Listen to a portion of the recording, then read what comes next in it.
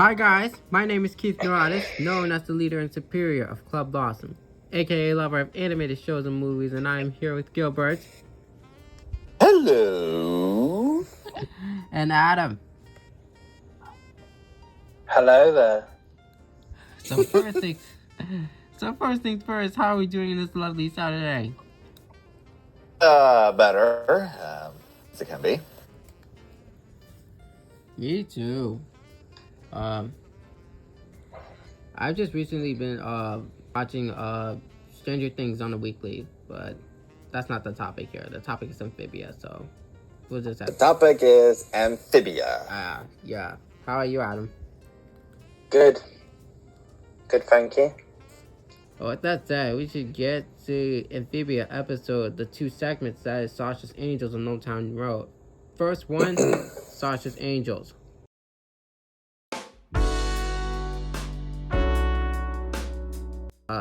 How do you like the segment? Or Sasha's Angel, not my particular favorite, but I didn't hate it either. It's like, it's a nice episode. I liked it. That's all I'm gonna say, yeah? Me too. I really liked it. I thought it was quite fun and good story. Sasha's Angels, it's about, them trying to go through, a marauder camp, because, marauders, was that ever called marauders? Marauders? I forgot what. Yeah. I think they're called Raiders or Marauders. It's been lots of stuff that happened, and I kind of forget the names. Yeah, me too. Yeah, they were marauders. I remember. All right, the Marauders. They're trying to stop the Marauders. Because they keep attacking them. It turns out they laid a trap, and Sasha and Nam managed to escape, but their team gets trapped in there. It was I forgot some of their names, so bear with me. The names are. I know the Warwick people that was trapped in there.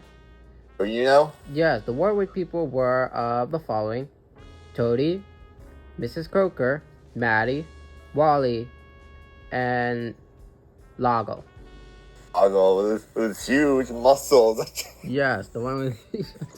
As Honest Trailer would, as I was taking some words of Honest Trailer, I can't stop thinking, my God, what a beefcake. Yeah, I did not expect that Lago will gain so much. Come on. The Warpwood people try to escape from the camp, and Toadie is like, he always wants to be a lookout, and I can't blame him. If I was in his position, I'd be lookout too. Yeah, better safe than sorry, right? Better safe than sorry. But he's not that great of a lookout either. He can't even call for help. And when he tries to fight back, he gets hit, knocks out the old lady, Croker. And they get recaptured. I also kind of like I think Sasha and Anne were the B plot of the segment, I guess. Oh, hang on. The sparring between Anne and Sasha was quite something. And they were fighting, practicing. And yet, they were still and yet Anne, she can't take her friends off of her mind. One of the things that surprised me, maybe not surprising, but I will say Toadie being all angry and mad and becomes a ferocious monster. I can't stop but hear Wander talking, Wander talking? I forgot he was voiced by Jack McBrayer. And yes, when you hear Toadie mad, you can just hear Wander going ape on them. Really, I most like to hear Fix It Felix than Wander.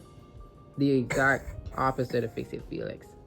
Fix It Felix, Wander, they're all just gonna try to kill him.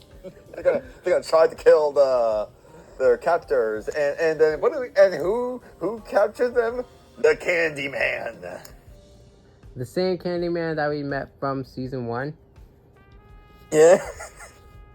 I was like, wait, what? What? I didn't expect him to show up to return at all. This season is full of surprises, but with the And while that's happening, Anne is sparring with Sasha. And one of the details I've noticed is that near the end of the episode, Anne is fighting Sasha with one sword. Like Anne managed to knock out the sword from Sasha. So it's possible that Anne is getting better. Yeah, she is. She's getting better at fighting and almost enough to take on Andreas and or Darcy. Oh my gosh, I'm not ready for this moment. I'm so scared. Like, the whole episode did not mention Marcy one bit. It's kind of hard to focus on Marcy when you're so focused on your friends getting captured by possible cannibals. Well, how would you rate the segment? I would say like an 8 out of 10. I might just go for at least a 7.6 to 10. I say it's more of an okay episode. Okay. Yeah, segment. it's an okay episode. Is what I'm saying. Like, not a bad episode, just an okay episode. But if you look at the detail with Anne and Sasha, it's a step forward into how Sasha is once again trying to redeem herself, and she spent almost a year with these frogs, and it really does seem to care about them, but also wants to put trust in these here, because when you lead people like this, not only are you supposed to lead them in the best way you can, you also need to have them trust in these people. And that's what happened here. Sasha was trusting how they can get themselves out of there, and that just happened at the end.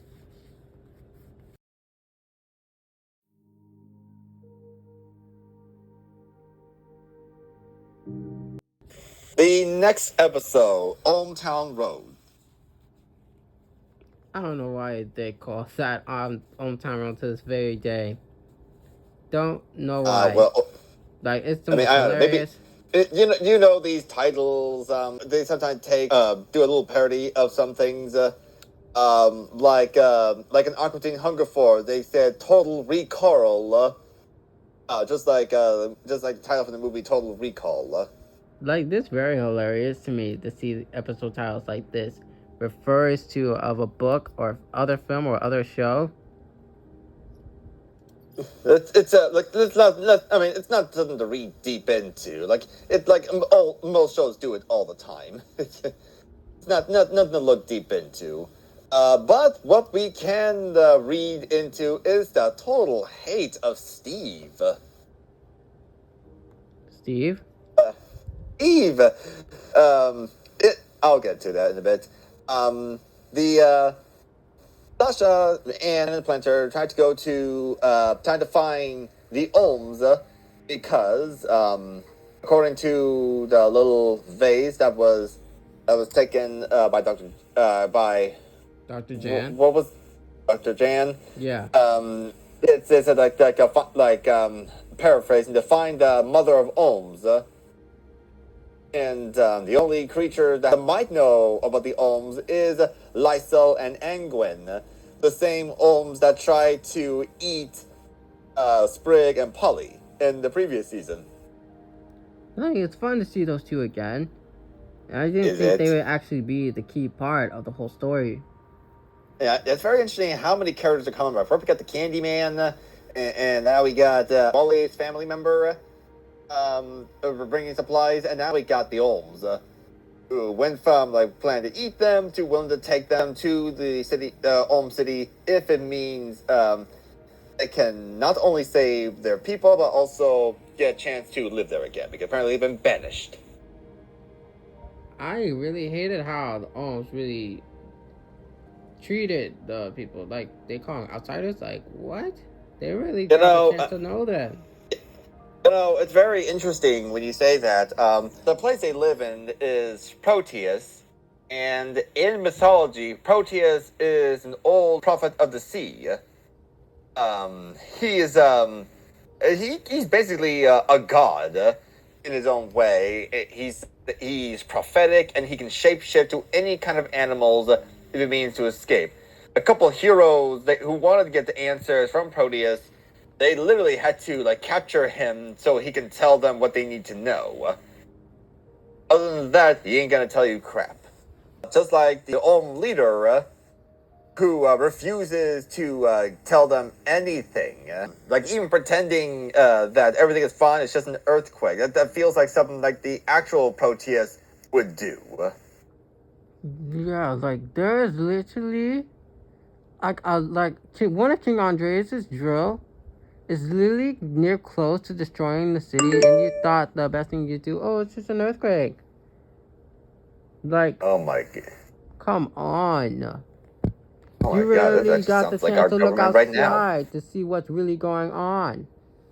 But the one thing I noticed in the episode is the total disrespect for Steve. There was a writing on the wall, and they're almost reading it like, Steve is a jerk. This is the... I'm serious. These episodes have more... Owl House and Amphibia, they're getting a lot more connection. Like, last episode, we have crabs as a subject. And now we got Steve. Now I'm worried what next week is going to be. I wonder what will it be. Perhaps relationships? It was really interesting, like we see Lysel and Angwin, and we thought they were just monsters, and now they were willing to risk their lives to stop a drill to protect their home. Like they literally went out in sunlight, which could kill them, to stop a drill. I'm surprised they did that too. Like if you watch if you remember these guys from season 2, you would never have guessed that they would ever do this. Like literally, like nearly sacrificing themselves to save everyone. That's a big surprise for me. And I guess in comparison between this episode and Sasha's Angels, I would say I like this one a lot better. Again, not saying the previous episode was bad. It's just in comparison with the segments, this is the better half. I know. I love how the first segment has the filler-ish type of episode where it pumps the idea. It really pipes up the second segment, because second segments always get better. Like, look what happened with Spider Sprig / Olivia and Yunan. And speaking of which, we that girl from Spider Sprig did manage to help them in another episode. So you know, not a total. It's like I remember the people who make these shows. I think it was Matt or Alex said they're not just like filler episodes. There's like there's more than just being labeled as filler. They're still good episodes, or still episodes that you shouldn't just disregard. Like, did I think Sasha's Angels was a great episode? No, but that doesn't mean that it wasn't good in its own ways. Now, I wouldn't just label it as a filler, just another chapter in a book. Me too. Well, I'm really liking how the second segment is just gives us what to expect for next week's episode, which is, I think the next week's episode is called Mother of Ohms, is it? Mother of Ohms, yes. The crew meets Mother Ohms, keeper of ancient prophecies, just like Proteus. These shows are a lot more getting closer to myth than I thought, you know? Yeah. And then the second segment, Grimes' pupil. Due to dire circumstances, Grimes is forced to train an apprentice. And I believe that apprentice may be Sprig. This